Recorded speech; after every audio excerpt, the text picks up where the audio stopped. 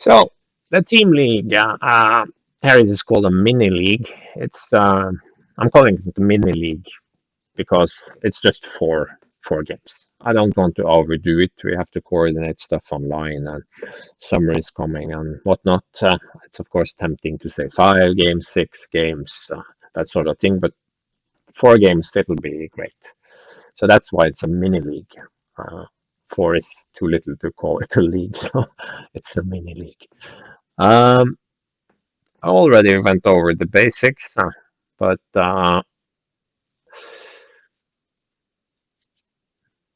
yeah, players can preferably join as a fully formed team. That's the best for everybody. But you can join as an individual and just say, well, this is my preferred faction, and then note down, I absolutely don't want to play Republic, for example.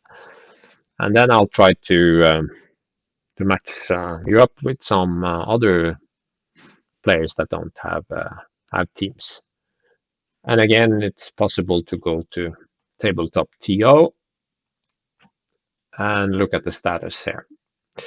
We have 18 players, as in this is very early. We're far away. Maybe 10 hasn't been fully revealed yet, and already we have 5 teams. So that's 15 players, and we have 3 unaligned players. So I'm thinking we are going to get plenty more. We need 4 teams for North America and 4 teams for Europe for this to be a success. Otherwise, we have to run it as one big event.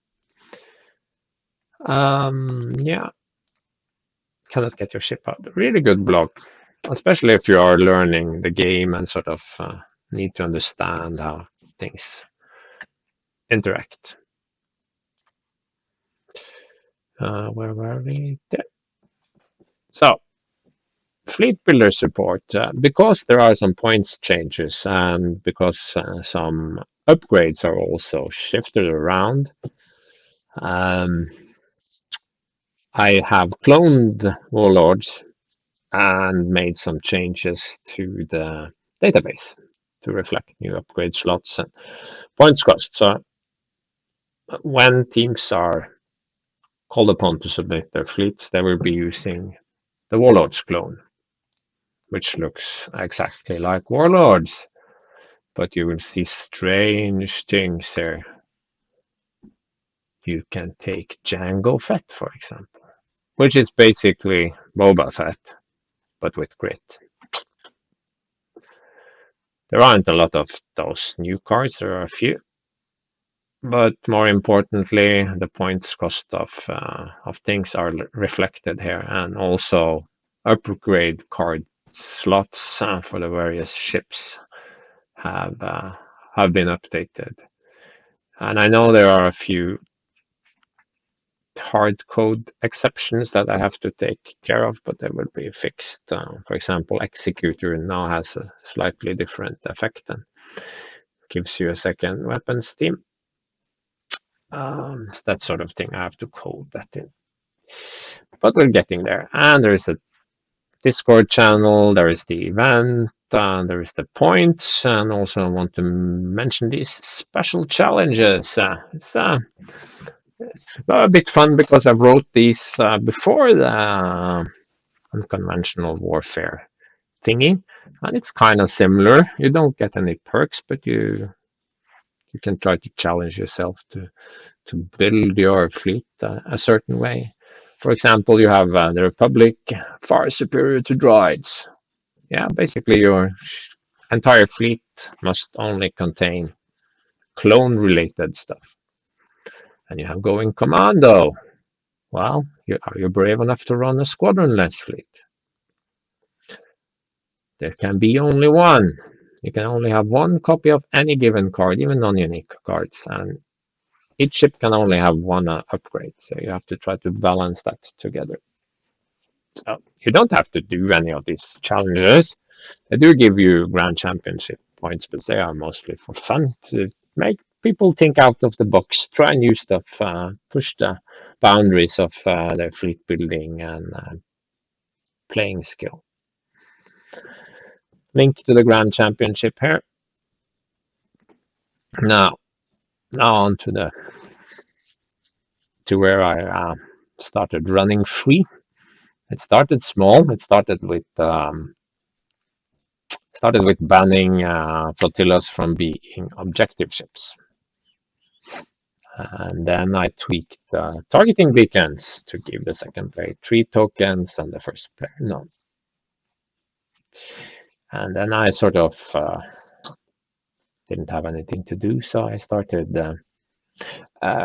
I have already many times theory crafted around how existing objectives can be tweaked to make them more balanced or interesting. So I sort of went with some of that, but scaled it down to make the changes as small as possible. I didn't want to change anything too radical. So there is that. And this is all contained in the errata document. And then you have the ships document, points changes, and you have squadrons. Ships also have tweaked slots. We can look at it afterwards. Squadrons, a few squadrons have errata, not very many, so that's mostly points changes. Upgrades the same as squadron, it's mostly points changes, but a few cards have gotten errata. Either because I felt like it, but mostly because they are completely and irredeemably hopeless, like Isard. There is no scenario where Isard will be taken. Even if she was 0 point, why would you waste an officer slot on her?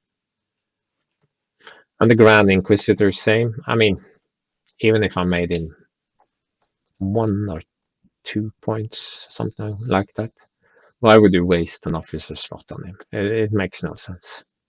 So a couple of cards got errata. So should we look at things in a little bit more detail? I figure out. I think I need to make this into a separate video. It's going to get a bit longish. So this is basically a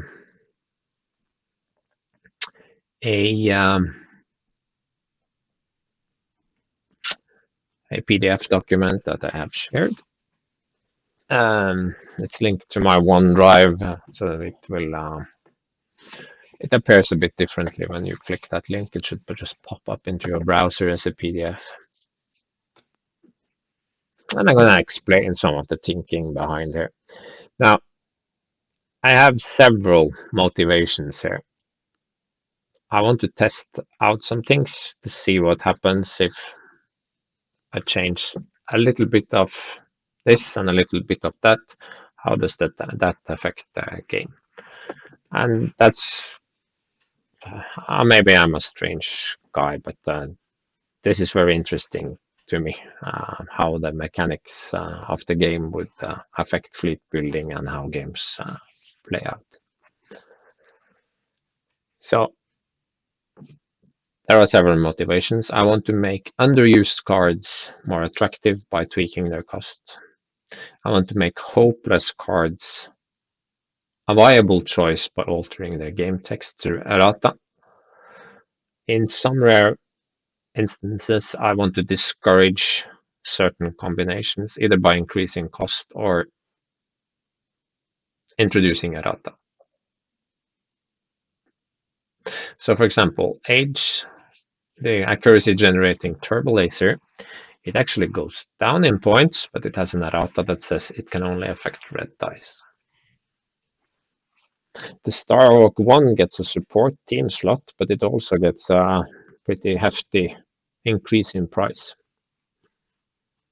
The Starhawk 2 actually gets a defensive retrofit, but an even bigger increase in cost. And at the same time, Agatha gets a hike in cost.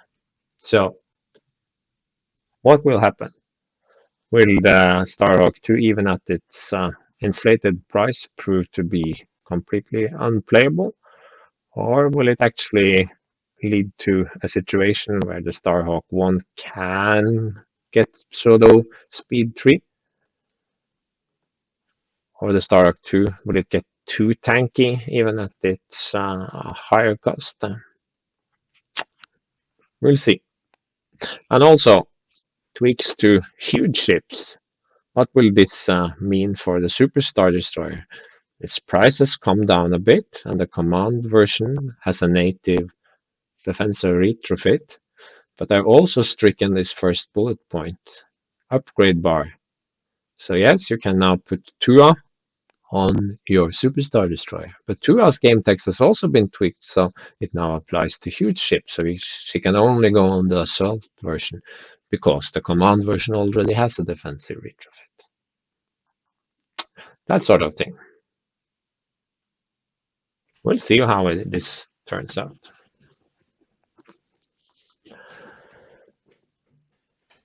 Objective token tweak is mostly to take away some cheesy interactions with fire lanes.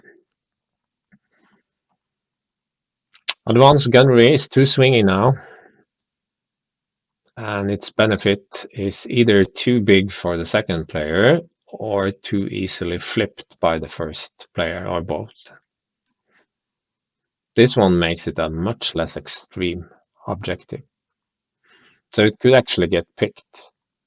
Still gives a bonus to both players and a better bonus to the second player, but it's not as extreme.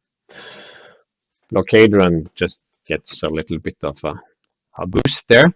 I don't think it will be enough to make it a top tier objective, but it's a significant leg up. The first player can't score any points at all. Objective tokens, victory tokens, I mean, I can still kill the second player ships. And the dust fields and the lack of a station should change the dynamics a bit. Close range intel scan. It's to give non-Sloan squadron heavy fleets another option. I mean, Sloan could take it as well, but she usually wants to spend her accuracies on other things. Iron Storm. This could be too much. Iron Storm is an almost good enough objective already. So this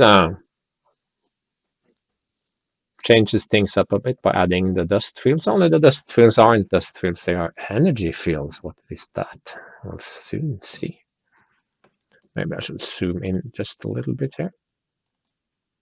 Oh, no, that didn't work at all.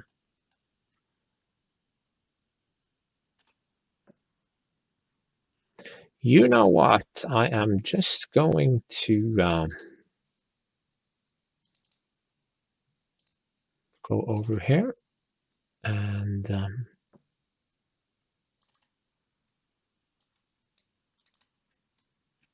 I will just not use OneDrive because it doesn't behave. So, there we are. So, huge ships, stuff happens. Maybe the Superstar Destroyer will be viable. I hope this doesn't mean that one Empire team ends up with 3 players with Superstar Destroyers. Then I've failed. I don't think so. I don't think they will be too competitive anyway. Iron Storm, energy fields. We'll talk about those now, I think. So we jump down here. An energy field. When the ship ends its activation at distance 1 of an energy field, its owner must choose and discard 1 command token. So it eats your command tokens. If you have no command tokens, it suffers damage instead. So basically, you probably want to put these energy fields closer to your opponent so he has to pass by them. And it also does bad things to squadrons. So maybe I'm a little bit divided over that. I think it's a cool addition. It can backfire on the second player as well, but I already consider Iron Storm almost their objective, so we'll see. Marked for destruction. It sucks so bad. But in this version, the first player will start with an objective token, and the second player can resolve the critical effect to assign new tokens at long range. And when the first player moves his Purgil, it has to move towards an objective ship, if able. I don't think it will make it a top tier objective, but it will make it suck less. Yeah. Most wanted, it's a logical nerf with Clone Wars factions not having um, flotillas. It's not fair that Empire and Rebel almost always will be running most wanted. Doesn't make any sense.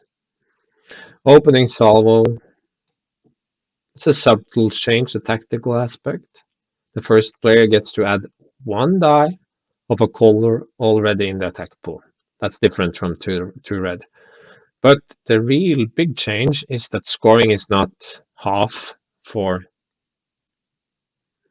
damaged ships, it's half points for crippled ships, and this applies to every ship on the table. So if you are tired of big ships, uh, those big ships not quite dying, but limping away crippled, this might be the objective for you. You can see the tactical benefit for the second player is bigger than before. I mean, one die of a color already in the attack pool is weaker than two red. So, but the scoring is different. So, I think this is an interesting thing to try out now. Precision strike, you can also start with the squad token instead of the concentrate fire token. First player can't flip as easily, it just has to waste a crit to flip now. But the most important part, you can't rack up 2 or 3 tokens per shot. That's nonsense. Rift Assault, the first with the Gravity Rift. And yeah, what can I say about this? A lot of the Rebellion in the Rim objectives are optimized for a small table. So, marked for destruction also, it's not so bad on the 3x3 map. I figured that out after I started playing Rebellion in the Rim in earnest. So basically, I'm extending the distance a bit for second player. That's a boost. But also the Gravity Rift special effect extends to 1 to 4. I'm not going to scroll to the bottom, but the default effect of the Gravity Rift also extends 1 to 4 now. So it has a much bigger footprint on the 6x3 map. Here is a big one. Station Assault. One of the stations is an arms station. With all that it entails. But of course, the arm stations can be blown away by the enemy onlogger. Easy as that. They also have to start a bit apart. And the first player can only score victory tokens for killing the armed station. You can kill the unarmed station to deny points to the second player, but it doesn't get a victory token from it. Surprise attack adds the crippled rule to flagships. So there is no limping away with the almost dead flagship now. Already talked about this one. Targeting beacons, second player places 3 tokens. Gas clouds, what's that then? For abandoned mining facility, let's go find out. They are based on gas clouds from X-Wing. So there's no completely blocking attacks anymore, but you do get to cancel a die. So you have your normal defense tokens, you have the obstruction, and you get to cancel an extra die. And why is that? That is because it's not really a great objective. You can hide behind a dust field and harvest a lot of points. That's not ideal game design. It doesn't sit too well with me. It is one of my favorite yellow objectives, though. So I'm nerfing it a little bit there. Asteroid Tactics actually gets a boost. I think it's a pretty good objective to begin with. So here the motivation is slightly different. The idea is to make it less interesting to pick. So it's Asteroid tactics get picked 0 times now. I'm completely happy with that.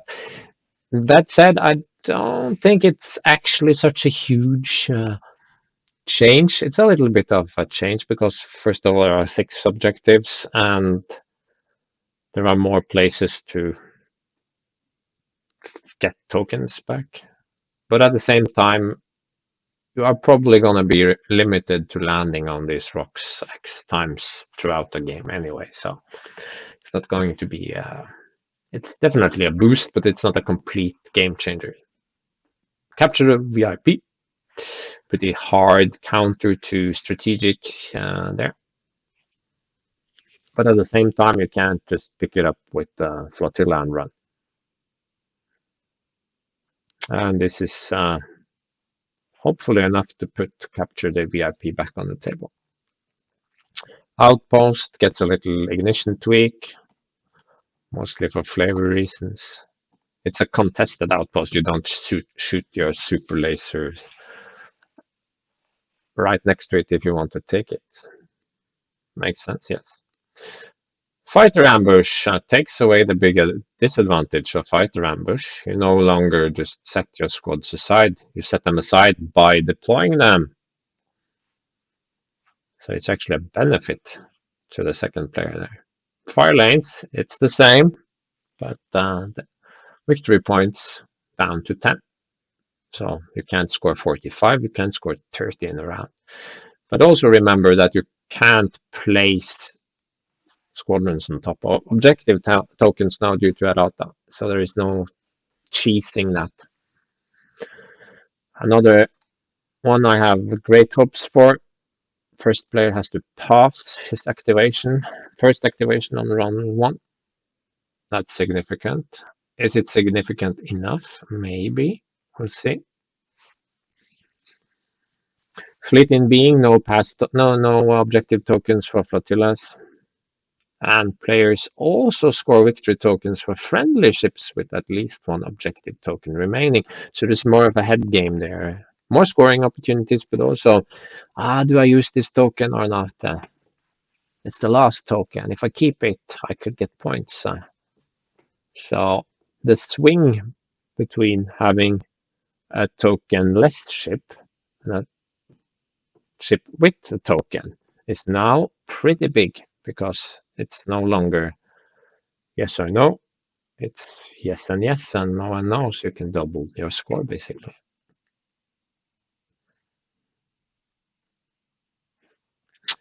Hyperspace Assault, same stuff. Set them aside, so there's a little bit of a boost there during deployment. Jamming barrier. Defender chooses the dice to remove, and it can also move one of the objective tokens or remove the barrier. Iron Cannon, if you don't shoot, you can move 1 token.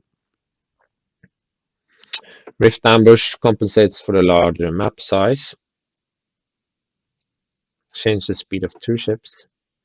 And the Gravity Well has a much bigger footprint. I'm very interested to see how this one turns out because I've played Rift Ambush a couple of times, and if obstacles are set up correctly, it can be rather effective. But then again, there aren't any scoring opportunities, so I think it will be fine.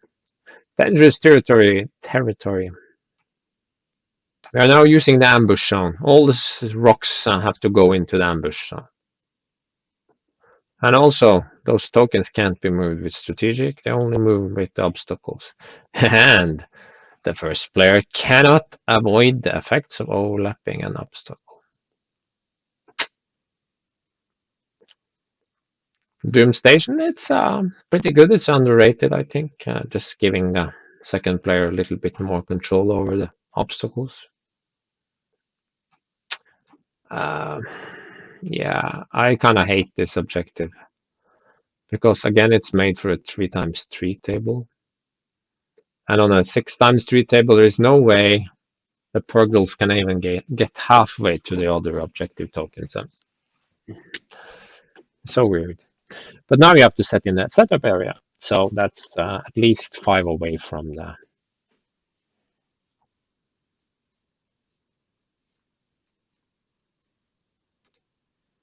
at least 5 away from the sides. Um, and they move faster, going 2 to 3 instead of 1 to 2. And also you have to check out the Purgle rules, because if you block them and they crash into you, you take damage now. Infested fields, good enough. Doesn't need to be nerfed, doesn't need to be boosted. Into sweep, there's a change to strategic. Let's look at that right away. But in addition, the points value is increased, and the second player can score half points if they are tied. Minefields, slightly changed, not much. It's just a little bit different setup. Navigational hazards, it's probably the biggest change of all. The objective plays out exactly as before, except the first player has to assign an extra command dial to all of his ships, same as with Nebula Outskirts. That's what it's called. Yeah, from the campaign. Hmm. I'm a bit interested to see how that one works out. Salvage run, same as before, but you can also take navigate or repair. And the victory points value is increased to 25. So you can net 100. So you have to really get in there and fight. Sensor net. I don't like token shuffling. Armada, the token shuffling game.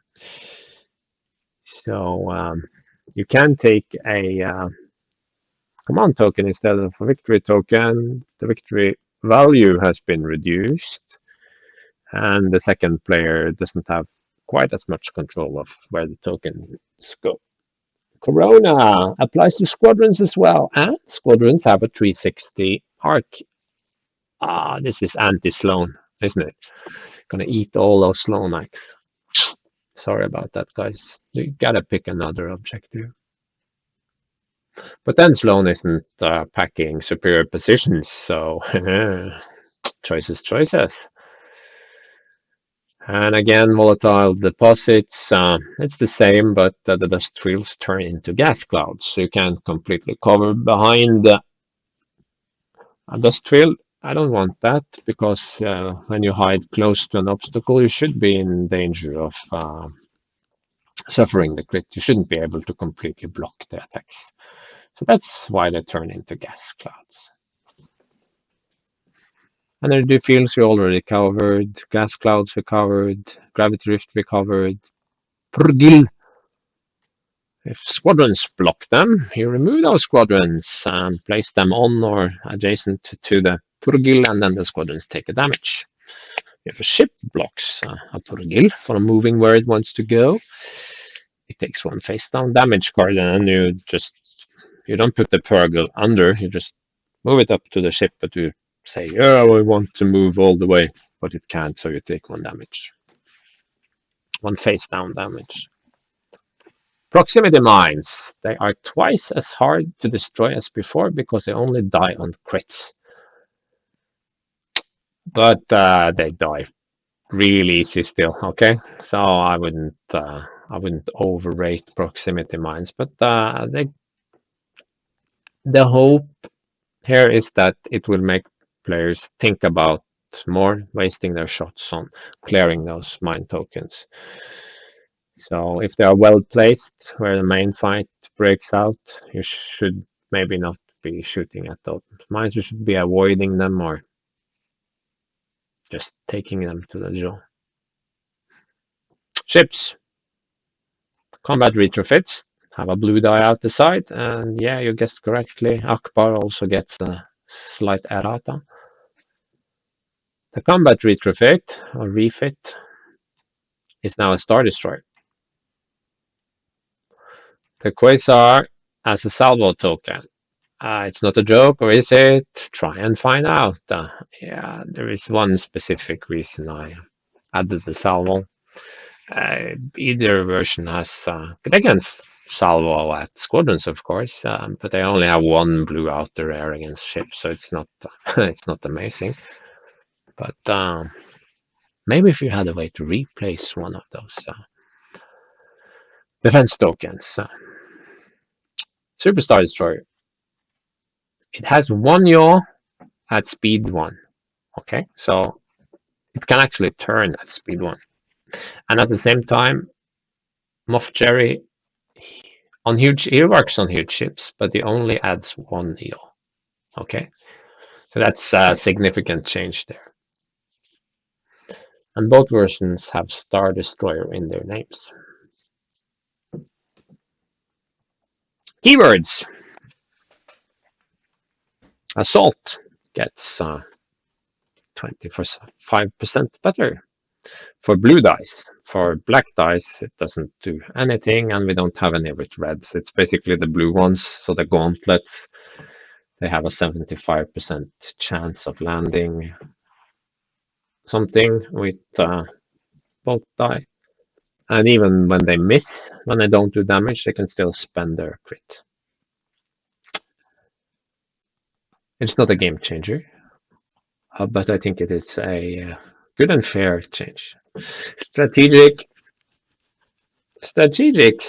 had good intentions, but at the same time, it made several beloved objectives completely unplayable. And it also introduced a lot of token shuffling, Akbar Fish Farm. Anyone remember that one? Mechanics that I don't really think Armada wants. Armada doesn't want to go there. Armada should be about big ships and small ships slugging it out while swarms of starfighters dash back and forth. Should it be about token shuffling? Especially not objective token shuffling that scores you points. It's horrible. So, to that effect, you can still use strategic, but you can't use it if you're engaged. And remember, even heavy squadrons engage. And if you move a token, you can't attack.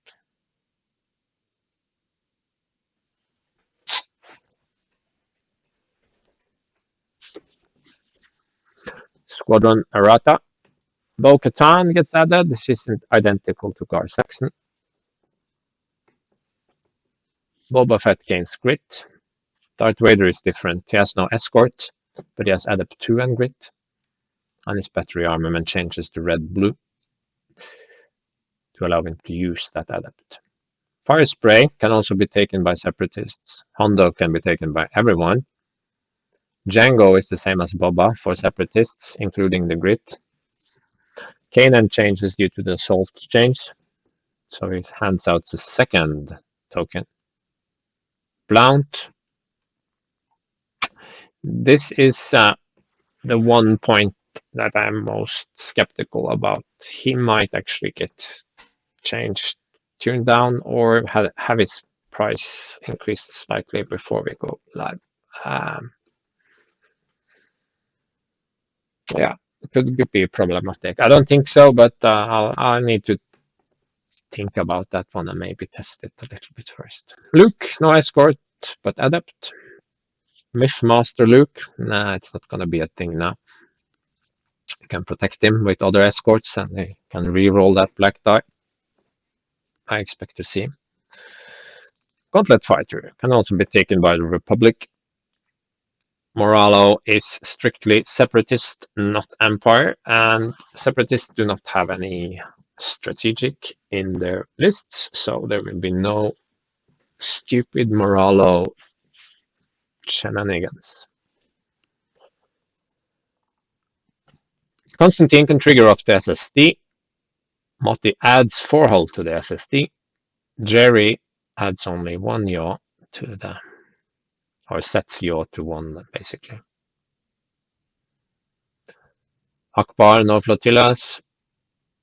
Medine, truthiness, Medine. He has his game text replaced and now just adds 1 yaw. So basically it's the rebel equivalent of Azel, only works on yaw. Shields, remove modification. Bulkheads can be taken by small ships, that's worthless, but also by mediums. Not completely worthless, but really.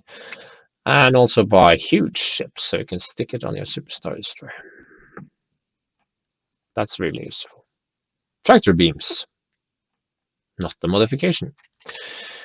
Point defense reroute. I tried several times. It's not possible to help it. You can set the price to 2. It's still hopeless. So here it is. It's taken inspiration from reactive gunnery and from turbo laser reroute circuits.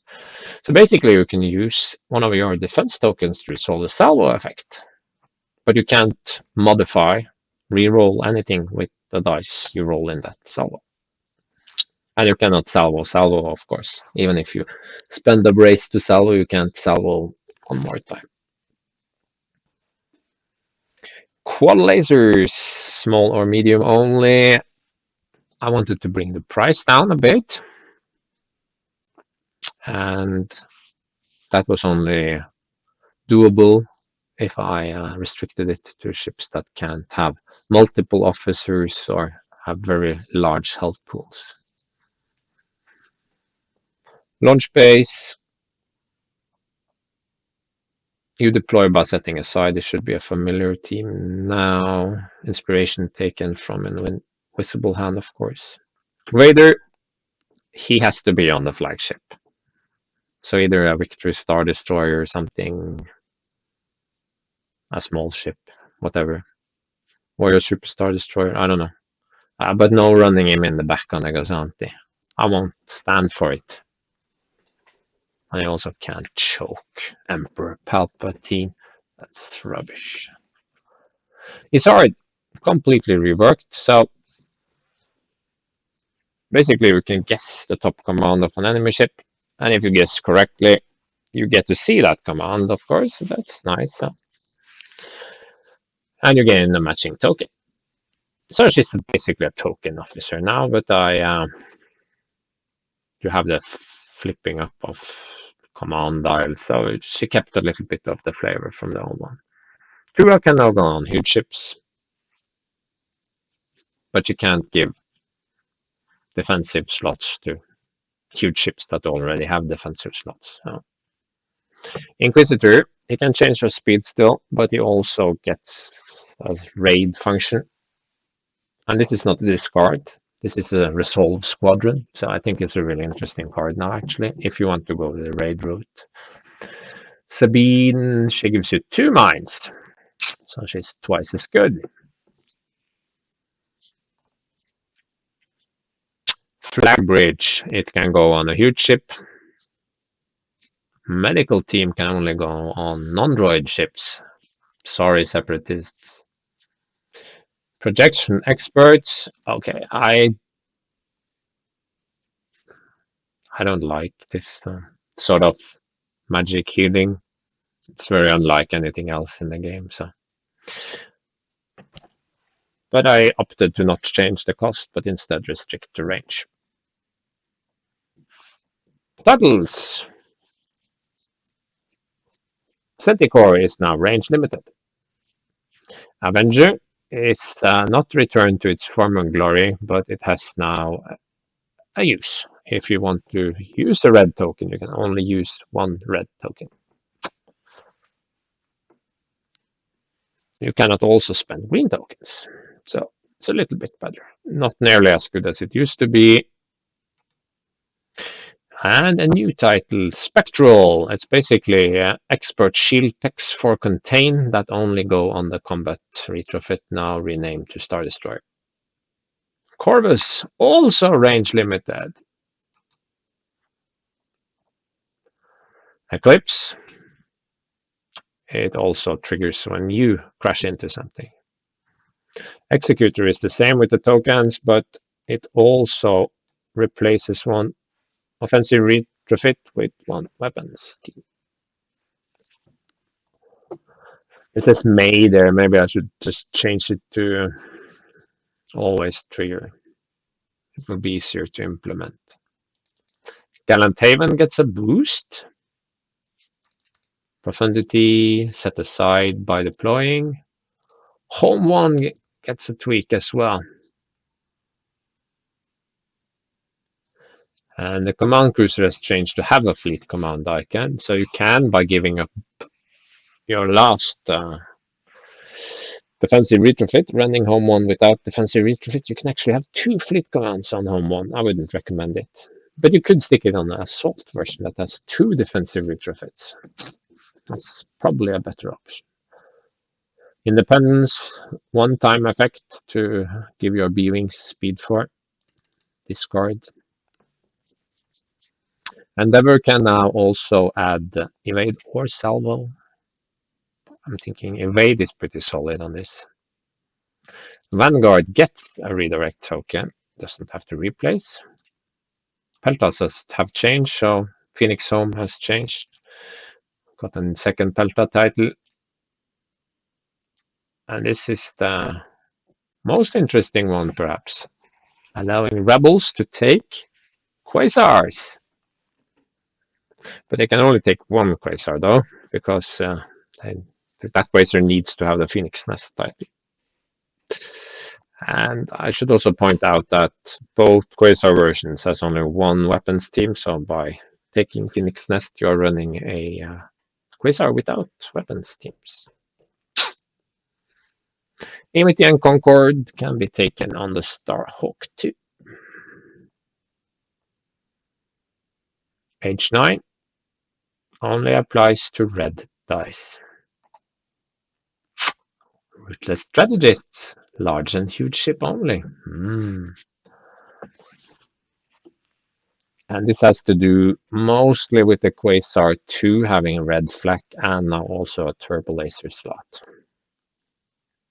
allowing it to Ruthless Strategist, red flak, callous, link turbo lasers. It was rubbish. Jin, she got a price drop and can also assign raid tokens to ships that already have raid tokens. And that's the sum of the errata. It might seem extensive at first, but I think after you do a quick read through, you'll see that the changes, there's a logic to it and a structure. So I think it should be relatively easy to get on top of this. If anyone wonders about anything, how this would interact with other rules, or you think I made a terrible mistake, or there's something else you think I should have included, by all means, do PM me or comment. Okay. So let's have a quick look at the other documents. And let's have a look at the ships first of all. I guess those are the biggest and most interesting. The Architens comes down a bit, both of them, and the light cruiser gains a fleet support slot.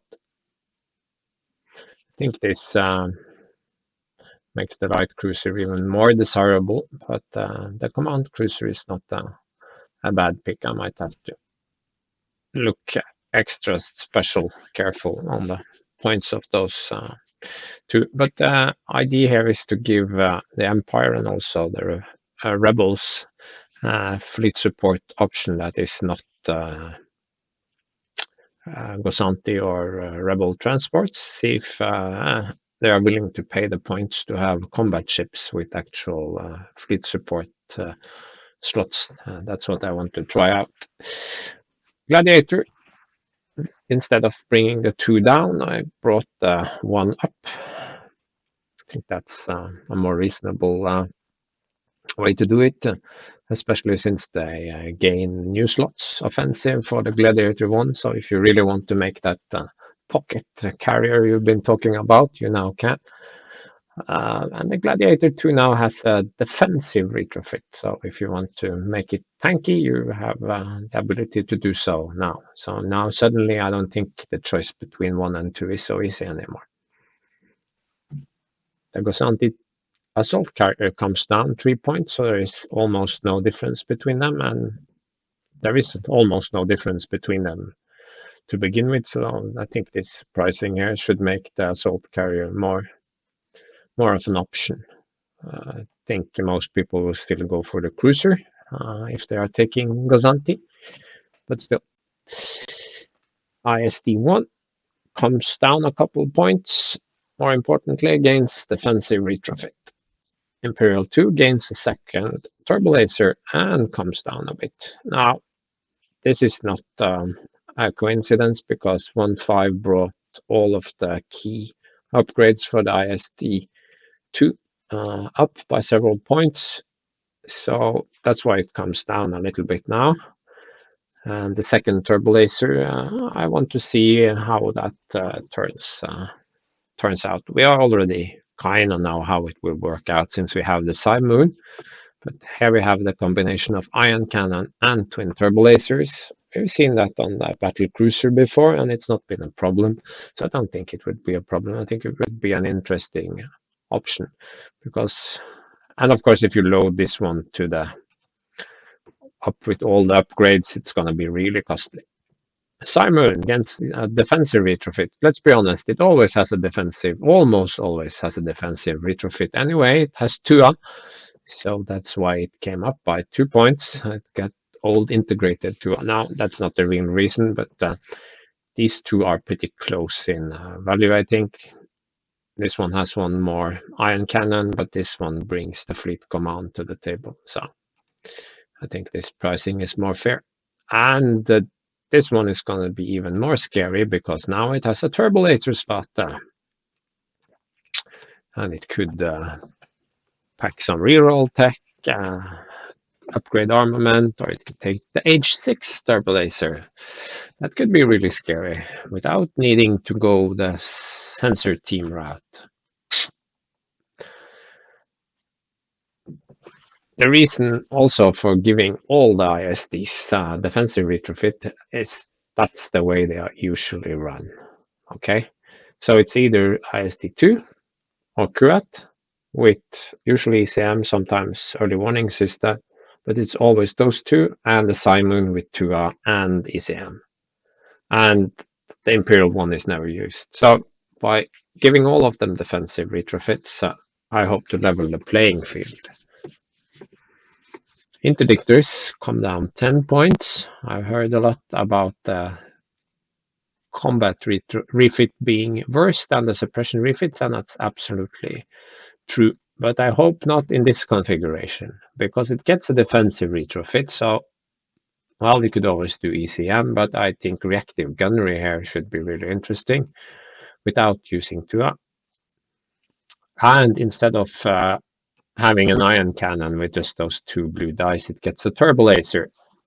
And it is the only interdictor that can use the new title. And if you want to run 7th Fleet, it can now be part of 7th Fleet. So it should not be, if you really want to go with all the experimental retrofits, then the suppression refits is for you, but I think this should be a more legitimate choice now. You could even take a couple, have decent long-range firepower, and a couple of experimental retrofits between those two. Onager, it comes up. This is a tiny error here. It should say 2, of course. I somehow managed to get that wrong, so I'll fix that. But the testbed came up 6. The Onager Star Destroyer came up 2. There is also a switch here. This one came up because it is a potentially problematic thing that you can build 3 around, and I really, really don't want to see that ever again.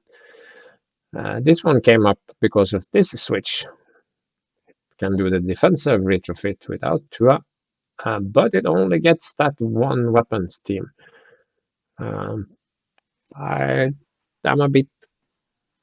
I'm not sure I want that combination of quad turbo lasers and sensor teams, and this one is unlikely to give us that. Quasar, big surprise here. Both Quasars can take turbo lasers, and that is the main reason why the second weapon team is out. But you can now get the second officer on it. So that could open up some interesting build. You can also see that by taking Phoenix Nest, you get 0 weapon teams on your Rebel Quasar. So I'm not sure how good it's going to be. I didn't want it to compete directly with the assault frigate.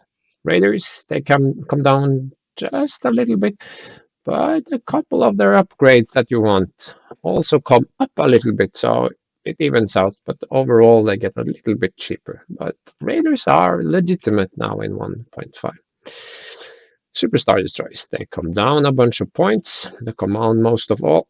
They are now Star Destroyers. It's not a big deal, but if someone wants to run 7th Fleet, they can. This is potentially also a big deal. The command Dreadnought comes with a defensive retrofit. I don't think it would be game breaking at all. Moreover, the Assault Dreadnought could take 2 and you sort of spend an officer slot to get a defensive retrofit. I think we will see that quite a bit if anyone actually takes it. And remember that Star Destroyers got that one yaw at speed 1. So none of this is overpowered. That is my opinion. We'll see. But I think it will make both platforms interesting, viable, and yeah, I think they could see some table time. It's still a bit limiting to have sort of all your points in one huge ship, but it will suck a lot less. Victory, they could have come down more, but instead they got extra upgrade slots. So the Wick 1 is a double offensive, the Wick 2 is an offensive defensive. It still turns like a brick, and 77 is a good deal more than a Muni Star Frigate, and this is just one less than the Comms Frigate. But you can really build this as a carrier with decent long range fire support and also a knockout punch up close with, if that ever happens. So looking at the Quasars and the Victory 1, you can see that the points difference is smaller now, but they have very different roles. The Victory 1 can be built as almost as good a carrier as the Quasar 1, but the Quasar 1 is a lot more speedy, a lot more agile. So they fulfill very different roles. Since you need a brick that can act as a carrier, the Wick 1 just got better. I think also the Victory 2 is a viable option now, but it's very, very easy to stack it with too many points. I mean, it got a defensive retrofit, and that's one of the big weaknesses of the Victory 1. But if you stick in that ECM and weapons team and turbo lasers, it's gonna cost you quite a bit before it's ready. So 8 points off, it's a good big deal. But if you put in a defensive retrofit, using those 8 points, you've sort of eaten up all the points you freed up. Assault frigates. The 2B actually came down 2 points. I'm sure not everyone will agree there, but looking at the star frigates, I feel that's fair. The 2A came down 6. Didn't want to touch their upgrade bar, so it's 75 now, just slightly less than the Victory 2, mostly because it has speed 3 and is a broadsider. The Corvette A, no changes. It's pretty much the perfect small ship. But the Corvette B came down 3 points, but decaps went up 1, so it's a net gain of 2 points. But this is the interesting part. You heard me say decaps, and yes, it gains an offensive retrofit and loses its defensive retrofit. That's what these color codes mean. Red is lose, blue is gain. The combat retrofit, unchanged in points, and also has a side battery now, remember? And this ship just came up 2 points because yeah, 18 is just silly. It can't shoot at ships, but its main role is not shooting at ships. It's a support and squadron pusher, and it does that even better than a 23-point Gosanti because it has a better nav chart. Scout came down 3. Torpedo came down a little bit, and This is kind of related to Task Force Organa. We'll look at that later. This is also related to it being just lackluster compared to the TRC-90. And looking at the hard sell, it also it's just very sad. Torpedo frigate, unchanged, but the scout frigate comes down 3. But the torpedo frigate isn't really unchanged because it can no longer effectively use H9 turbo lasers because they only fix red dice. So that's important to take into account. So if you want the turbo laser on your torpedo, that could be enhanced armament for Akbar or something like that, or it could be XI7s. It could even be heavy turbo lasers, which came down a few points. Well, probably not, but just because the ship didn't change doesn't mean that its role changed because some upgrades could have changed. Armored cruiser, down 4. It doesn't see a lot of playtime. Hasn't since the very start. So the Ordnance cruiser, much more popular. It still gets to come down 2 points, and it gets a second weapon team. So that could be the old Caitken and Sholan combination and ordnance experts. That's boring and expensive because CNS came up a couple of points. But it's also possible to do ordnance expert and fire control team. I dare you to try that combination with 2 ordnance upgrades. I want to see that on the table. Assault cruiser got an offensive retrofit and a serious rebate. The 2 defensive retrofits and now salvo. It's solid, but let's be honest, the assault cruiser doesn't have too much firepower. It doesn't have 114 points of firepower. It has 108 maybe.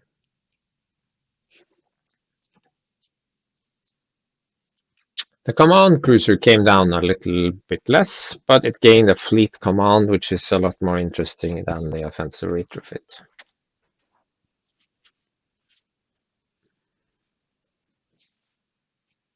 Battle cruiser, no big changes here, except the price dropped to 8 by 8 to 95, so it's more like Recusant costed now. It's still gonna be a deadly ship in Arisia's hands, but now the rest of us can try to use it also. Star Cruiser came down also a good bit, not as much. It's a 5-point difference, but look, it now has 2 ion cannon, only ship to have that, but only 1 turbo laser. Getting interesting. Nebulon. Nebulons, you have to take into account auxiliary shield teams. They make the Nebulon suck a lot less. Still, it's overpriced for that narrow front arc, so it comes down 4. It could have come down more, but it got the escort got an offensive retrofit. So yes, you can stick expanded hangar base on the new Yavaris and use a token and have 4 squadrons get extra dice. It's almost like running hyena swarms now. I want to see that. Support refit. That's the most interesting part. Fleet support on a Nebulon. Go for it. The Pelta becomes more like the Republic Pelta. There is no inherent fleet command anymore. You have to take the Phoenix Home title to do that. But the Assault gets a defensive retrofit and also becomes incredibly cheap at 49. I think it's an interesting option now. The command ship comes down quite a bit and now has the double officer combination. It's a good carrier, a bit slow, but a good carrier. And now for the most controversial change for the Rebels, it's the Starhawk. I've unlocked all titles for both Starhawks, by the way. But you can see the Starhawk Mark 1, it gains a support team and it swaps out its iron cannon for an ordnance.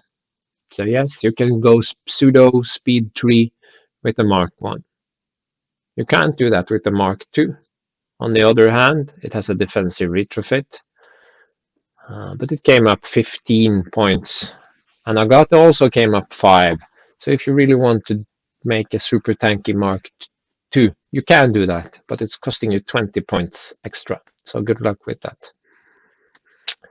Uh, I hope this will make the Starhawk not much better, but more versatile. Speed 3 opens up a lot of possibilities. And a defensive retrofit makes the Starhawk Mark II a possible option for commanders other than Nagata. I think it's much too slow. I would rather have the Mark 1, to be honest. So I'm rooting for the Mark 1, but I wanted to give an option here to the defensive-minded people. Uh, I kind of have some opinions about the costing for Clone Wars ships, but it's too early to be changing any of this. And for the most part, I get the feeling that it's pretty much spot on. So if anything, I have recosted the Civil War ships based on what I've seen of the Clone Wars ships' performance. So moving on to squadrons, aggressors coming down is not controversial at all, I think.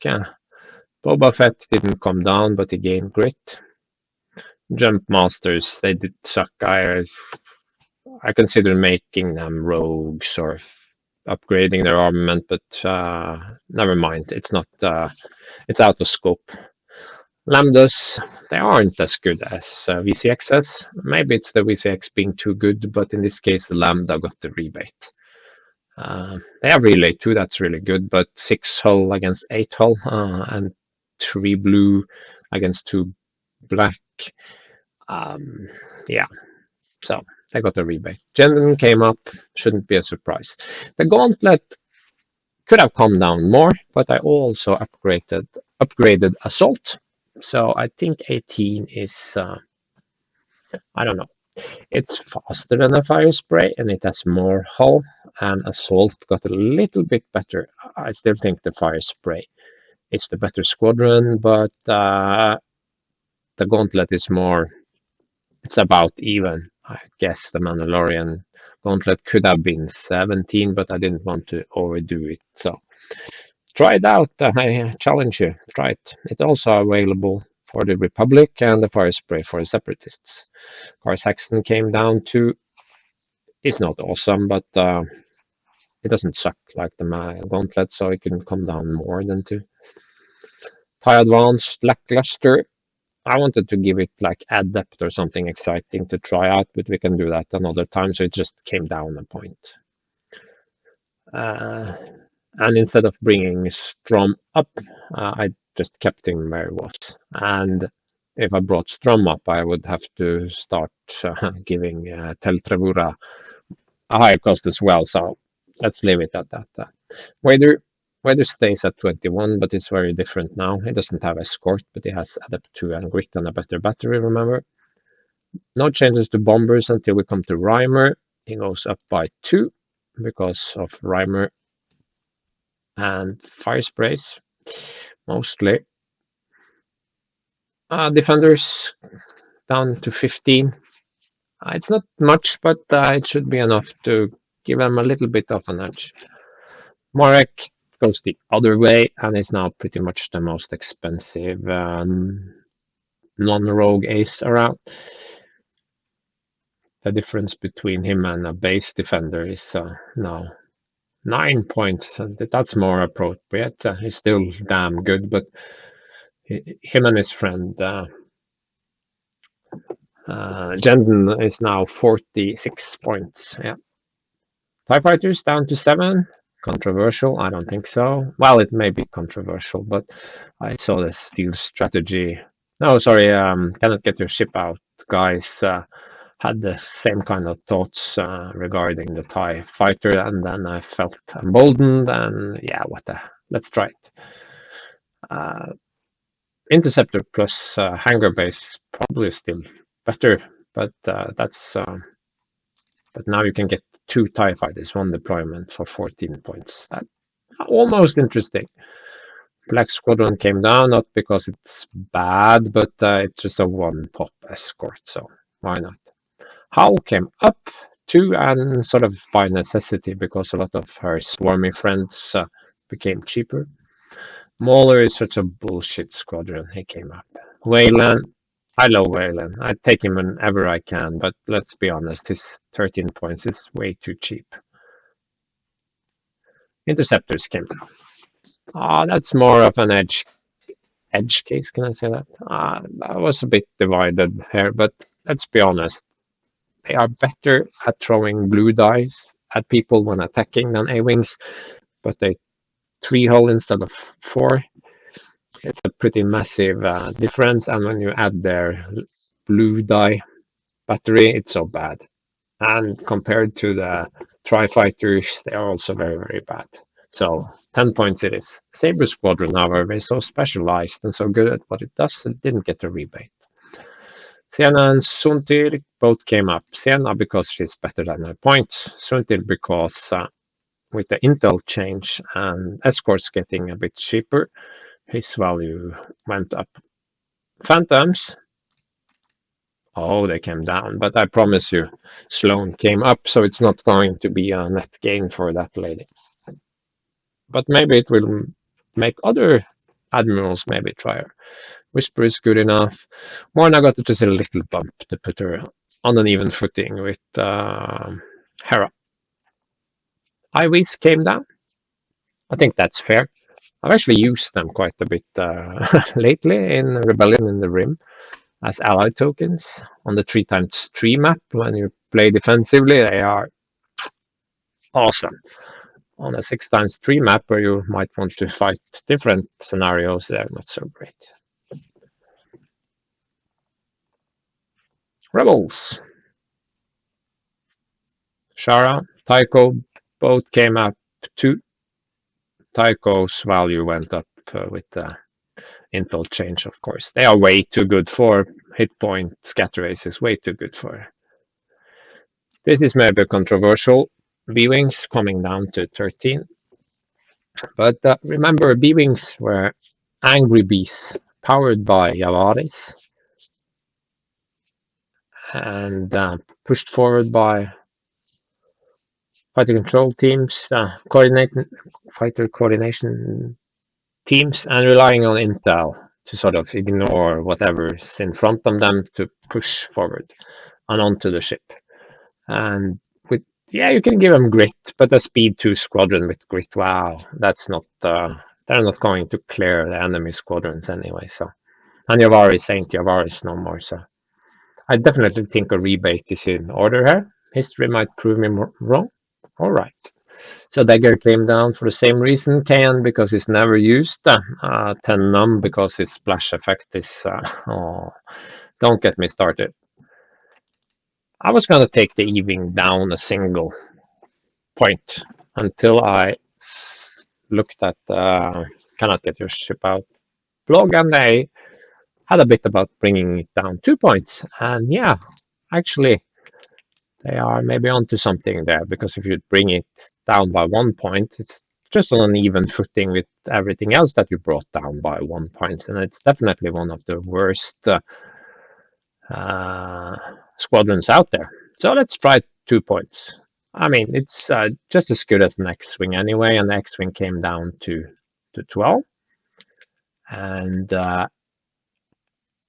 Snipe is better than Escort, I suppose, but there is no synergy. And do you really want your 4 blue die squadron to shoot at something with only 3 blue die? There is that. So I think 13 will work out. Corran at 22, maybe a bit too high, but we'll leave him. Hawk, definitely better than a Jump Master, but let's just skip forward. Kanan got his special ability upgraded, and Assault got better, so I think you can sit at 19. Janor is such a bullshit squadron. That ability.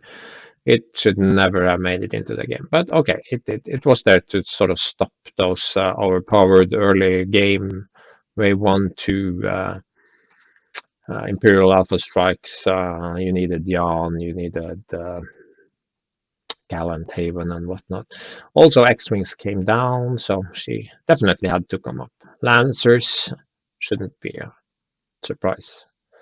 Mali never sees playtime. At 20, also will never see playtime, but I gave it a shot. Skurg, should it come down to 15? Nah, I don't think so. It now has 3 speed, it has 6 hull, and it has native grit. The lack of anti-squadron and the heavy is immaterial.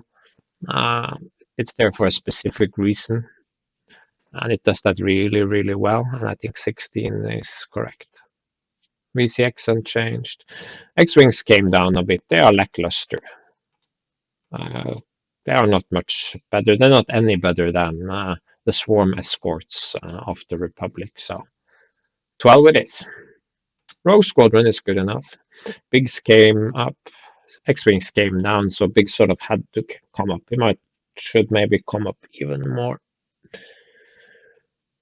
Luke, Wedge, yeah, he can get 6 dice, but this is not a big problem. He always dies first, so at best he gets that one good thump, and you used up one of your ace slots for him, so I think it's fine. Luke lost his escort, remember, and gain adept, so it's quite a bit of difference there. YT does not come down because it's such a good escort. It's much more narrow-minded than the X-Wing, but 7 hull and counter, if played right, it's the speed to limit, completely immaterial, and it's not going to be shooting at ships anyway. And 3 blue together with all the other squadrons and Torin and whatnot, it's good enough. So it's actually a much, much, much better escort than the X-Wing ever will be. So that's why it stays at 13.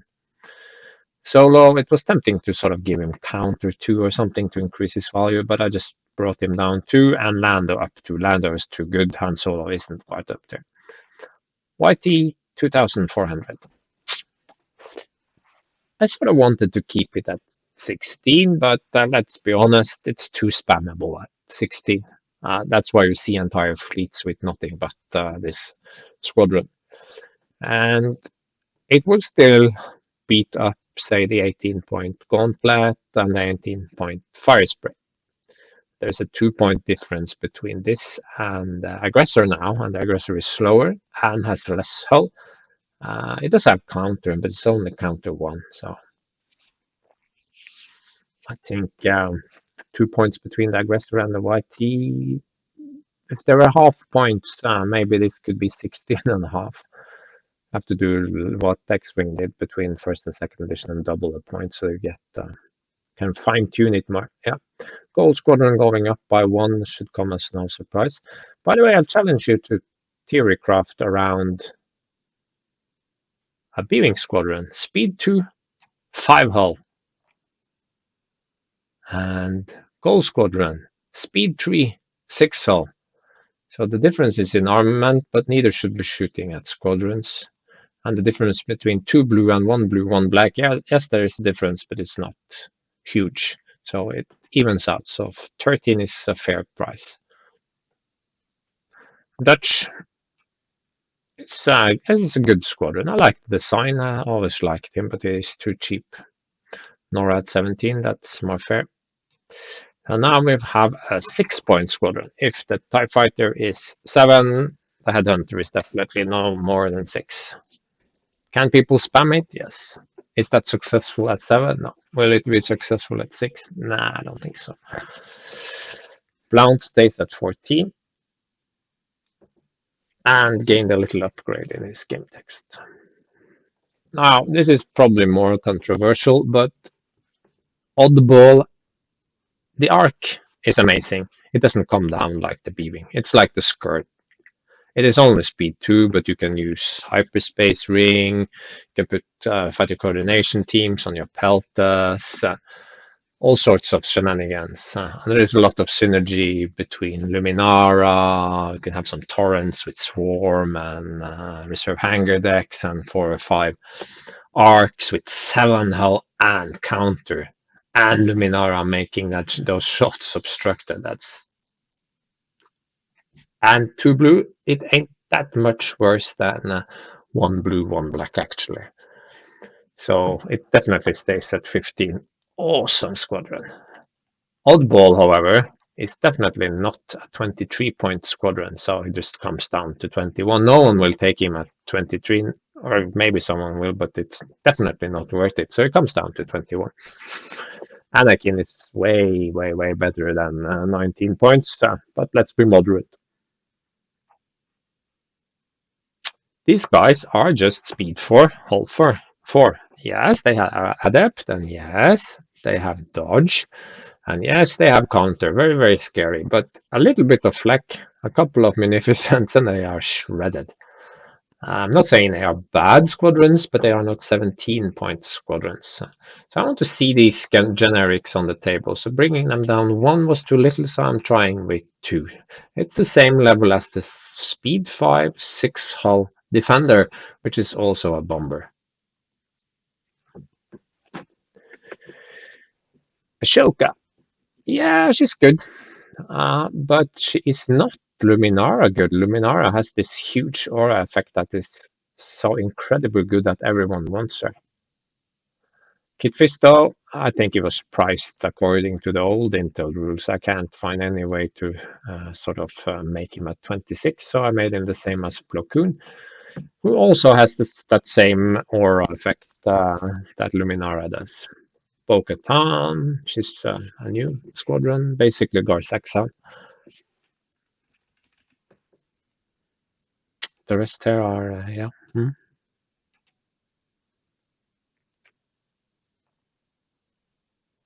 I was initially a little bit dismissive of kickback until I realized that if he counters, he can move. So that's pretty awesome. Bulba Labs, yeah, they hit hard against squadrons, but they are shite. Uh, Otherwise, so they get to come down a couple of points. And Grievous is pretty good, but it's not a 22-point squadron, so he gets to come down. And these scatter aces are way too powerful for their own good, so they get to come up a point. And vultures get the 7-point treatment. I will have to look at some of the Wave 10 upgrades as they come out, make sure there aren't stuff there that really changes my opinion of these squadrons. And Moralo is here, Hondo is here, unaligned, and Django is the same as Boba Fett, and both have grit. Okay, a quick look at upgrades. There are quite a few. Quite a few have changed. Constantine is more a fun commander than a good commander, but why not bring him down? Mati is okay. Maybe not the best, but he now adds 4 hull to huge ships. Maybe try him out. Also, Piet comes down to 20. I mean, unless you do interdictor, he's a single ship kind of admiral, and is nowhere near as good as Agata. Nowhere near. So he gets to go down to 20 with Ossel. You can always debate whether Ossel is actually worth. It should be cheaper than Constantine, but they can't be 20 all of them. So Constantine, King K, is 21. But you can now run him on a single superstar destroyer and trigger his ability. I wonder how that will work out, if anyone will take up that challenge. Screed, decent. Sloan, massive, massive hike. 8 points. Do I think Sloan is completely overpowered? No. I think Sloan's a damn good admiral. Still a damn good admiral. But so she would have gotten a price hike anyway, but as you could see from the squadron and stuff, a lot of the generic squadrons actually came down. Some of the aces came up, and also we'll see some upgrades later that kind of hurt Sloan a bit as well, but they don't hurt her ability to wreck ships. So I think this is entirely warranted. She's definitely up there on the Tron kind of level of flexibility and power. So Sloan, 8 points up to 32. And this comes from a guy who really loves Sloan. Sloan was sort of the peak of my competitive career before I realized Armada shouldn't be about winning games all the time. It should be more about having fun and coming up with new concepts and hanging out with your buddies. So Wader, quite a few ships come down, and Wader likes having multiple gunships. So giving him a rebate, I know it's not used a lot, but giving him a rebate would be very dangerous. It would be like giving Akbar a rebate, because a lot of the rebel ships became cheaper. So and because of that, Akbar became better. So Vader stays. Palpatine, well, an argument can be made. It can be pretty powerful, but it can also be very hard to get to work for you, and a canny opponent can often work around him. But at the end of the day, I want to see more, so we get some rebate, a little bit more than Constantine and Piet. Ramodi, yeah, he sure deserves to come up. There have been too many Ramodis lately, and just for that reason, he can come up 5 points, just to make him less attractive. I don't think he's overpowered because canny opponents can often work around that, that extra die kind of thing. So, but we'll try it out. Tage, well, he is potentially better than Mati and maybe less than Screed. I don't know. If you can just get one extra brace off, he's basically done whatever Mati is doing for you. And if you can get more out of him or turn his ability into some sort of offensive power, then maybe. So I'm also hoping we can see some Tagge maybe running Fleeting Being. That would be exciting. But I guess no one will take Fleeting Being against Tagge. Tron, rock solid. Tarkin, he's potentially very good now at 28. Jerry, overrepresented, and I think by adding 4, he's in a more natural place. I think he's a more useful commander than Screed, to be honest. Akbar, you can't make him any cheaper, can you? Well, you could, but you can't also make ships cheaper, so you get more ships and also make Akbar cheaper. So he stays. Still the most expensive commander in the game. Radas, hard to put a price on now, but 26 ain't far off. Sato, I want to see more Sato, and I think we can see more Sato because he got cheaper generic squads to work from, so he can bring in some more squads on top of those aces, and some of the ships got a bit cheaper as well. And to make it even more appealing, I took 2 points off him. So come on, you can make Sato work now. Kraken, yeah, some like him, some think he's actually pretty weak. I think he's one of the admirals that have benefited the most from the raid change. That played right into his hands. You take away a die and you have battery weights. It's definitely much better than Mon Mothma. That's my opinion. So it's reflected here. So it gets bumped by 2. The Dana Medine stays, but if you looked at the errata, it's not at all the Medine you're used to. This is the auto adio Medine. You could even get him to work with Nav team now for a stupid amount of extra yacht. Rakian, I considered bringing him down to 20, 30. I mean, I think they overcompensated. I think he was already in a good place. But okay, let's say that he's equal to Sloan, Palpatine, Tron. So we can be at 32. I got that up 5, definitely warranted. I know she's a one ship kind of admiral, but what she does for that one ship is so powerful that it's a bit game warping, really. But more specifically, I am opening up the space on the Starhawks. I'm a little bit worried that Starhawks with Agatha would be too powerful now. The Starhawk is an incredibly stupid design because you make a speed 2 ship without defensive retrofits that's only good when you take this one commander. And there is no excuse for that. And at the same time, you make the honor. I hate wave 8. There are some good cards in there, some that really helps the game. Voldar, several officers, good cards, but both the Starhawk and the honor. No, no, no. Anyway, moving on. Leia, still not Tarkin's equal, in my opinion. Her ability is powerful, but the inability to use it in combination with tokens very harmful. So 26. Motma, yeah, she benefited from the evade change, same as everybody else, but very, very niche. So she helps you out a bit on medium and gets an extra reroll up close. I don't think she's worth more than 25. And what I think is the law. I am the law. Yeah. So not wanting to touch these guys too much. I will of course add in the recently revealed cards as they come in.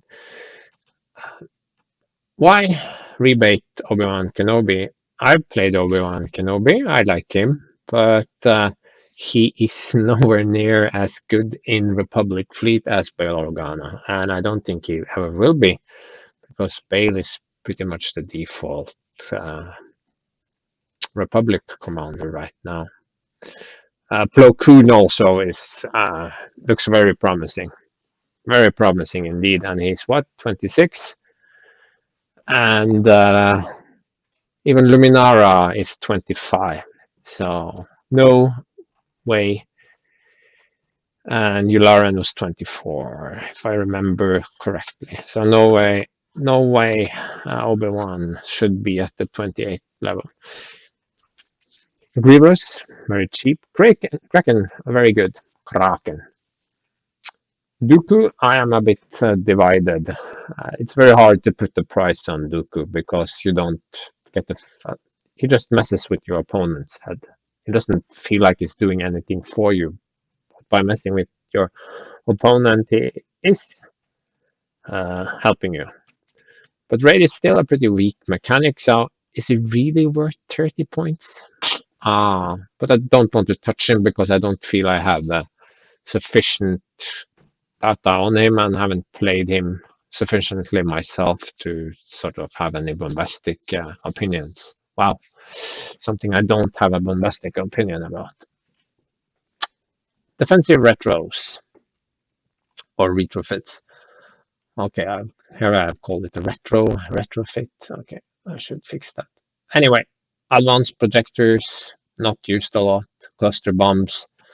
I realize that they can be problematic, but at the same time, it's one shot. So they just come down to encourage them. Electronic countermeasures, recently nerfed, still top of the class.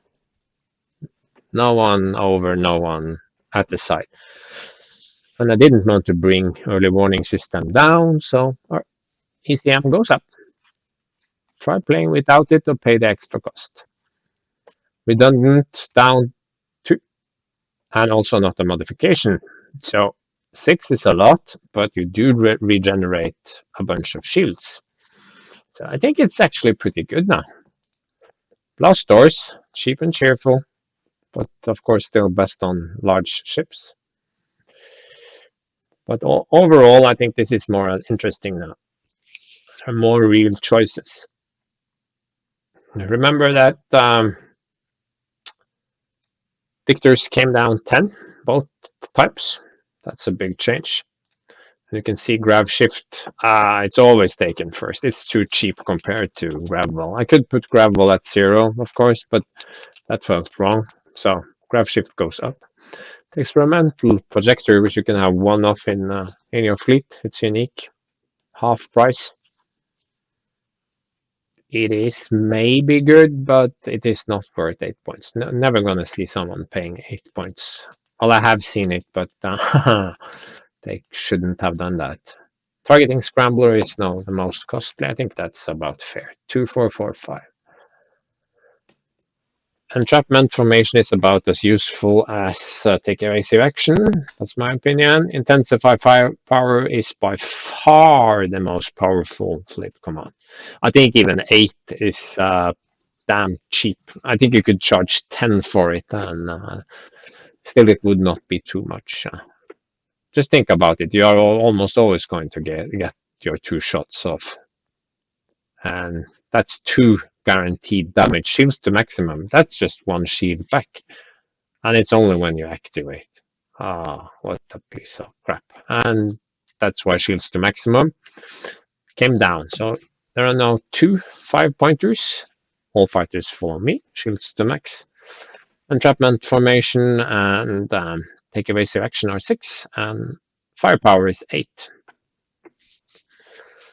Fleet support, not too much here, but ComsNet goes up to 3. It's too flexible. It's too easy to bring along. And it's also the only source of squad and nav tokens. Munitions and parts can solve your other needs, but ComsNet. And that way I don't have to bring jamming field down to a silly 1 point or anything like that. Repair crews, almost never seen. Let's try them at 3. Still think they're rarely seen. With it's the flotilla cap that kills these things. You're not going to see a lot of jamming fields anyway, but because you can only bring 2 flotillas. But maybe because I have opened up the fleet support slots, maybe we'll see Nebulons with jamming fields, or Nebulons with repair crews, or Architects class cruisers with repair crews. Interesting, yeah? Slicers, they were nerfed so hard that I am willing to give them the benefit of the doubt. And Constantine needs all the help he can get. Ions. All the dice adding modifications get points knocked off. Ions are now 6. That's more fair. By comparison, enhanced armament is 8. Rapid reload is also 8. Expanded launcher is 10. X-racks are 5. So maybe you can consider something else other than X-racks. Small adjustments to several others here. NK7s, they are kind of trash because the opponent chooses what token to discard. At the same time, you can't bring it too low because then you can see multiples of NK7 and then you get a strange game where the opponent strips away all your defense tokens, and that's not what Armada should be about. So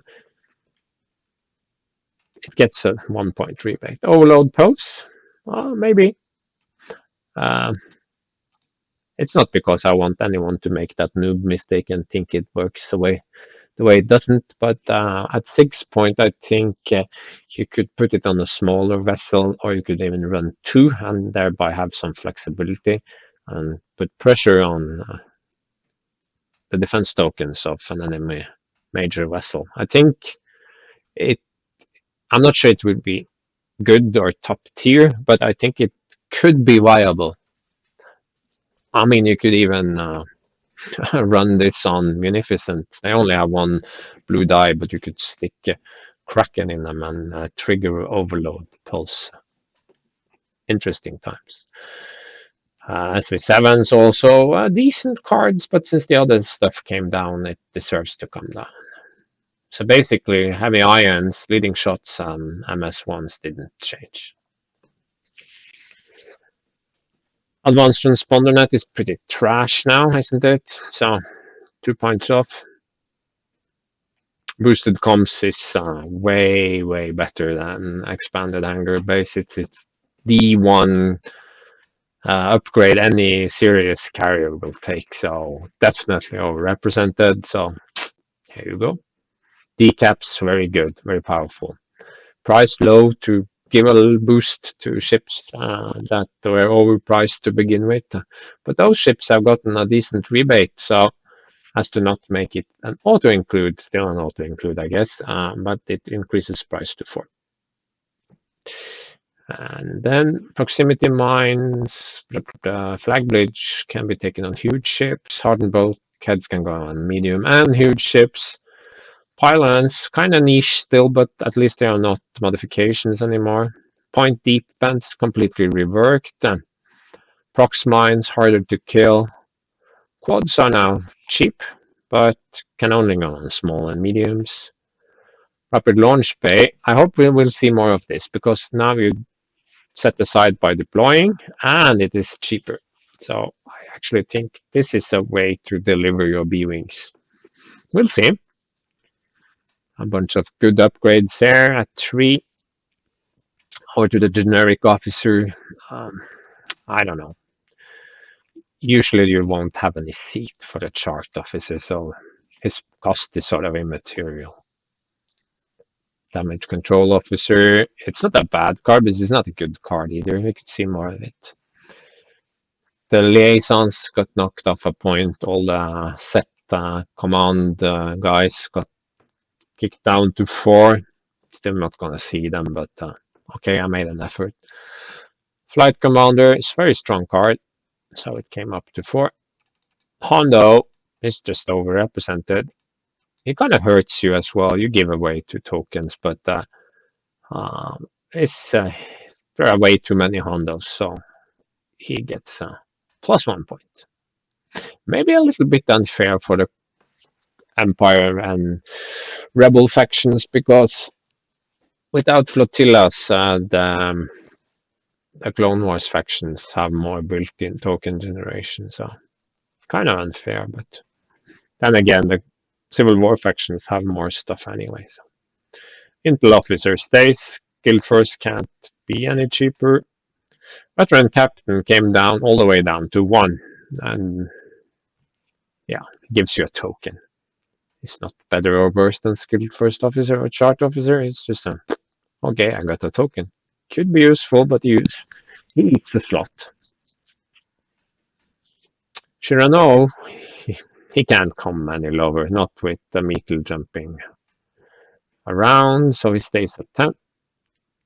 Montferrat, never, he rarely sees. He's pretty good, but he doesn't see table. Brunson, okay, this is maybe a bit controversial, but I think they overcompensated. 5 was too little, 9 was pushing it. I think even 7 is maybe too little, but could be okay, so I said 8. Nida, much better under 1.5 because of U8. He's starting to pop into every Imperial list, so up he goes. All the token officers came down. The bad ones came down 2. The good ones came down 1. So Aresco is down 2. I'm not saying Durant is really good, but I don't want to mess around too much at this low cost. Vanto is pretty good, so he came down 1. Wader came up 1, and his deployment restrictions is pretty severe on the flagship. Isard got reworked. Krennic, he's good, but he doesn't see that much playtime, so let's try him at 7. Palpatine is an asshole, so he's 6. I tend to stick him in every rebel list, imperial list that I make, so there is something too attractive about that. Edan still good. Goran, I know he doesn't see play, but he is very strong. So Tua, a lot of the imperial ships now have defense slots, so you should really pay the price to have an extra upgrade slot. So that's why Tua is 4 instead of 2. Grint, 4 for Grint. That's starting to be pretty efficient, but okay. The Grand Inquisitor has his old power, plus he can do the repeated raid thing now. Yularen down 2, because he's not that good. You have to stack tokens on him first. But you can see that 5 here instead of 7, that's a lot more interesting. You have to start thinking, do I want Iden or Palpatine, or do I have Wolf Yularen? Rebels, Adar can never be cheaper than 10, I think. Ashoka, she's in too many rebel lists, basically. She's one of those cards. I refuse to build a rebel list without her. Why would I? At the same time, she's she's very useful, but she's not overpowered. She just adds a touch of flexibility, and she's limited by her range and working only once per round. So I think 3 is fair. Rex, yeah. So now, if you want to raid, remember, raid is better now, and Rex is cheaper. I don't think we'll see him a lot. Draven, yeah, he's not as good as Callus maybe, but Callus was nerfed because there are less aces now, and we have a lot of counter squadrons out there. All the separatist squadron, a lot of separatists are running those tri-fighters. So I think making him 2, that would be rubbish. So you just have to live with it. History, he's situational but good. I think I've seen her once since wave 8 dropped. An argument can be made to bring Calrissian up 5 maybe. I don't think anymore, but I think it's irrelevant because it would be taken as a squadron. I decided to skip over him. Leia Organa. Okay. I think some would like her just to stay. She's a useful little card, but think about it. One of the core aspects of Armada is the command stack, and large, powerful ships like cruisers and Starhawks, they have command 3 or command 4. And I don't think it's a very interesting kind of design to have a cheap range 5 officer that can. Oh, suddenly you have just the command you need. I know it's not that easy. You have to time your activations around it, but it's not that hard to get it to work either. So I think Leia is easy mode. Ashoka is flexibility. Leia is easy mode. So she got a little bump, she got a larger bump. I think 5 is entirely reasonable if you have a command for Starhawk. Darlin, I have said bad things about him before.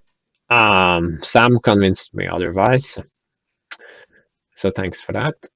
But I still think 7 is a bit overpriced, and especially since I took Brunson down to 8 again. We can try him at 6. I haven't seen him a lot. I've seen him on a few MC30s.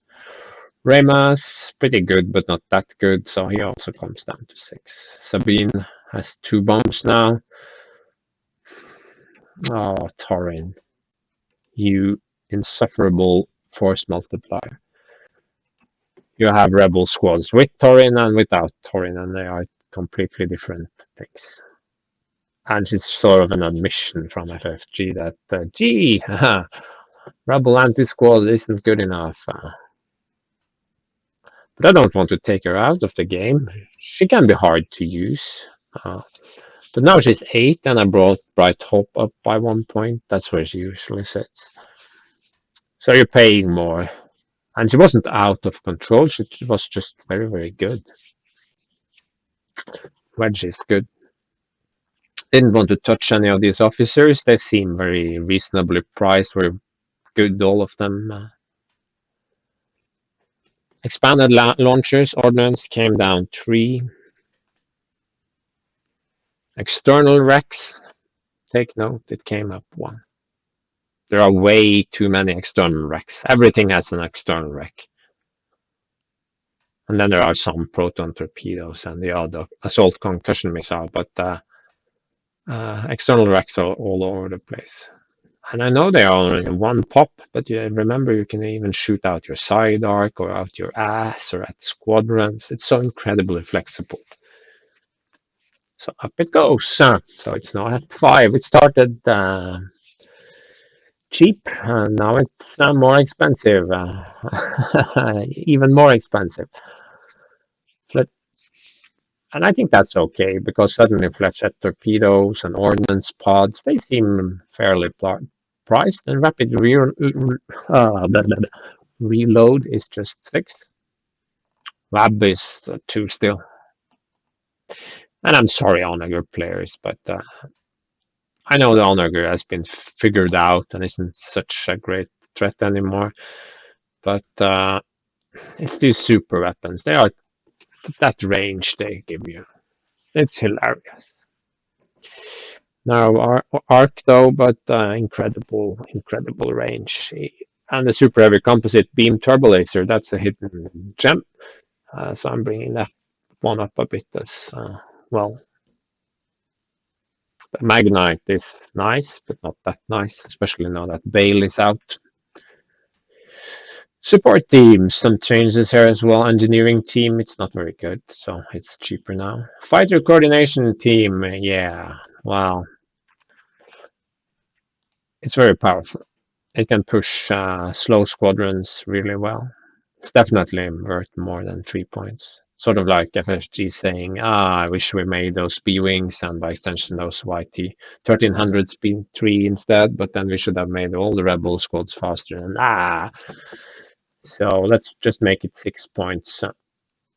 It could be, I don't know, 4 if the movement didn't trigger squadron keywords. If we could just ignore, say, strategic while we made that little move. If it wasn't a move but a placement or some sort of thing, then it would be better, I think. Another controversial move, medical team. 0 points. Okay, so we have one upgrade at 0 points. So we have more, but this one is the only non-unique that's 0 points. No, flag bridge is 0 points as well, but that is flagship only, so it's kind of unique. And I made it non-droid, so the Seppies can't take it. And there are a bunch of ships, especially rebel ships, CR90s, Peltas, that sort of thing. If you're not taking another support team, you can take this. And I'm okay with that. It's basically saying the support team is, it's nice to have a support team. If you're not using it for anything else, you have some doctors or medical droids on board. And you also have to realize that only, is it 14 out of 52 criticals are crew crits. So 1/3 of the face-up cards you receive could potentially trigger medical team. I've tried to use it in the past, and it almost always ends up with it never triggering because I get ship crits or face down cards. You get mostly face down cards anyway, so it's not a bad card. But now, if you're not using the slot for anything, you can have a medical team for free. Yay! Nav team comes down a bit. Centicore range limited. Insidious, well, 2 points is cheaper than 3, so I guess. Avenger changed, got a little bit better by errata. Devastator comes down. Relentless is just 2 now. Still a crutch, but it's a cheap crutch. Sovereign is insanely good. Basically, Ashoka times 3. On the other hand, it's a title on a 100+ point ship, while Ashoka just sits on a flotilla. So there is a big difference there. Interdictor, Spectral, basically expert shield techs with contain. Cataclysm comes up, so does Rakel. So even harder to play those onagers. See, I don't really want too many onagers this time around. Okay, Sunder stays. Percent stays. Squall is incredibly potent, so it comes up to 6. Stronghold is potent, but it's well, you can hide your squads in the back with Stronghold, but then they're not doing anything. So you're basically saying that your Quasar has to go into harm's way, and Quasars don't like getting shot at. So basically, I took Stronghold down a point and gave Quasars a salvo, and Nida went up a point. You see where this is going? Yeah. I'm not sure it is viable, but Nida Quasar 2 has won 3 officer seat. I don't know. It could be trash, but evade Brace redirect is traditionally rather good. And if you also stick the more expensive Tua onto that stronghold, maybe you have something that can go in and survive for a couple of turns while stronghold does this thing. The problem now is that you've used two officer slots, so you don't get to add Mr. Counter as well. But you can't have everything. But that's the reasoning. I spend entirely too much time thinking about these interactions. My brain likes to do these sort of theoretical exercises.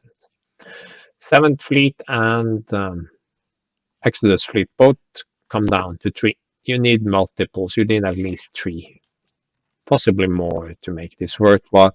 And it's not just the title cost; you have to pay for the ships as well. So three is nine. Could save 2 points of damage on something. That sounds about right. It's only the front, and they have to stay together and all that sort of. Annihilator, it's very situational, but it's insanely powerful on the right Star Destroyer build, so I didn't want to touch it too much. Eclipse got better and came down. Executor came up because it now basically adds weapons team. Ravager is good, of course. Corruptor is trash, so 2. Dominator down to 8. Dominator is a good card, it's just so horrendously overcosted, but now it came down 4. And both victories came down a lot and got extra slots, so maybe we have a winner. Maybe we have a way to make good victories that can get in close with engine text. No, wait, then you have to choose Harrow. So I hopefully made some sort of interesting choices here as well. Warlord also came down a bit to 6. You can make that Warlord flak boat, but I think it's too situational. But Warlord as a title, it's not bad. Combine Warlord and Intensified Firepower, that's pretty consistent damage.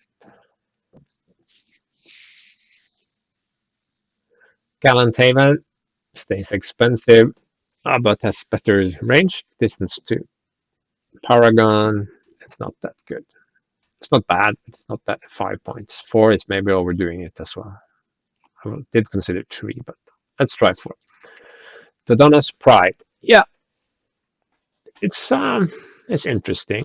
It's half price now, and you can take decaps for a grand total of 7, and then the CR90B came down 3, so you do the maths. You can get it to trigger at long range. If you're really good, you can even double arc, but these aren't assault proton torpedoes. They don't do the rest of their damage. They do the one face up, and then you have to cancel the rest of the damage. So it's just not that good. Jaina's Light, oh god, this fucker is in every Rebel fleet that has a CR90. I think I still will take it at 4. Liberator does a flag bridge and is now at 0. Still have to pay for the fleet command and it's still one shot, so I think that's sufficient. I have yet to see this used even once thus far, so maybe at 0. I don't think it will make a big showing. Tantive, it's a cute card, but I'll bring it to 2. It's a title. It's now cheaper than Comsnet, so if you can generate the tokens, yeah, why not? Bright Hope, it's incredibly tanky, so it gets to be 3. No change for Quantum. And for the Hammerheads, Garel's Honor, the only one that can run a realm, it comes down to 2. It's a niche thing. Face up card. Task Force until it's weak. So comes down. Task Force Organa, rather better. But you also have to take into account that even if Task Force Organa came up, even the torpedo version of the Hammerhead came down. So there is no net increase. But now the choice between these two and maybe intensify firepower and shields to maximum, it's not as clear cut. Exodus is down. Aspiration is down, not because Aspiration is a bad card, but how often do you see any MC75s with Aspiration after BTA was no longer a thing? Answer to that is never. And well, I did bring the price down and I did increase the number of weapons team on the ordnance cruiser. So maybe you'll see some of those with aspiration. Profundity is hard to put a price on, but hammerheads came down, so I think it can stay where it is. Defiance, it's not as good anymore because of the way the activation game works now. But if I take this to 4, then Paragon has to be 3, and yeah, whatever. Home 1 can swap out uh, defensive retrofit for a fleet command, in addition to the old effect. So I like Home 1, basically. So I want to see what it can do on the table. Independence got changed and also has a price drop, so now it should be a great way to throw B-Wings in your face. But Intel has changed, so set up a competent screen and okay, so B-Wings go faster and they attack, but they still have to chew through your screen. Endeavor got a little bit better. Liberty still sucks because Liberties don't want to be carriers. They're still sad about Mount Karen being nerfed. Redemption sucks. Salvation is a good card, but that front arc is so incredibly narrow. Phoenix Home changed, so it now adds a fleet command slot. So you can have one Pelta with fleet command, but you can't have all the Peltas with all the fleet commands. Yavaris can now take expanded hangar bay, so I think it's still well worth the 5 points. Sanctuary is the new Pelta title. Phoenix Nest is the one that makes the Quasar into a rebel ship. These are all available for both Starhawks now. Concorde comes down because hanging around at speed 0 isn't that attractive anymore. All the Clone Wars titles I've seen thus far are pretty strong. Dual turbolasers, they are now cheap and cheerful and should have a place on small ships. Enhanced armament comes down quite a bit. H9 comes down quite a bit as well, but can only work on the red die.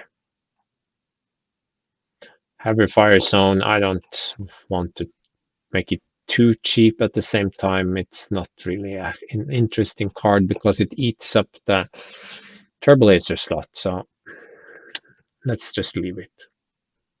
Heavy turbolasers are not any good at all. The only thing they can do now with Clone Wars factions is sort of, if you brace, you can't also salvo me. So maybe it's more interesting now. Link turbolasers. Oh, they are so overrepresented. Sorry, Munificence, you now have to pay 9 to have them. And I don't want to start adjusting specific ships down to compensate for this either. That would accomplish absolutely nothing. So let's try other things. Let's try quad battery turrets. Let's try H9s, even dual turbolasers. Quads, they are pretty good. Quad turbolasers are kind of problematic because once you get that one red accuracy, you can pile on extra accuracies. So, I mean, Slave 1 still exists, so you can't really bring it any lower than this. Slaved spinal. So spinal and enhanced is the same. These others, they are good. XX9s aren't any good. Swivels are good. Okay, flight controllers. Let's be honest. They always appear on high squadron value ships. We're talking squadron 4, maybe 5, usually 4, but there is a token involved, so 5. And we have seen the Venator. It has 5 squadron, Annularen, and he can throw 5, 6, 7, even 8 squadrons in your face with flight controllers. And it gets kind of silly. And you have Howl Runner flight controllers, interceptors. It's no good at all. Well, it's good. I mean, it's fair enough. It's a good card, but it's definitely worth more than 6. So it's now it costs 8. Gunnery teams still good, but nerfed. Ordnance experts. Yeah, it's a bit controversial. I think even for was it came late, but I mean, black dice are pretty good to begin with, and ordnance experts even after the nerf are always there. If you have a black die ship and you can take a weapons team, you will have ordnance experts. So it's massively overrepresented. So up it goes. Sensor teams. This is more of come on guys, sensor teams. It's not a bad card. You need to play it more. Come on, this is the opportunity. Same with veteran gunners. It can be a damn powerful card. And at 4 points, I think, yeah, you could stick it on several more ships. Weapons battery good. Varnillian 6 is okay as well, but she can be really good in a second player fleet. But basically, veteran gunners came down, so I felt I had to bump her 1 point. These two guys, they are incredibly potent. They have just gotten better and better. So they are now 8 points. Wader is up a point. Same with boarding troopers. And now suddenly maybe boarding engineers feel like they are worth it. Cham, Jin, Shrib all came down. Jin also had a bit of a restriction removed. And that's it. That's all the upgrades. Quite a few changes. Nothing earth-shattering. The biggest change in points is slow, but a lot of her squadrons came down.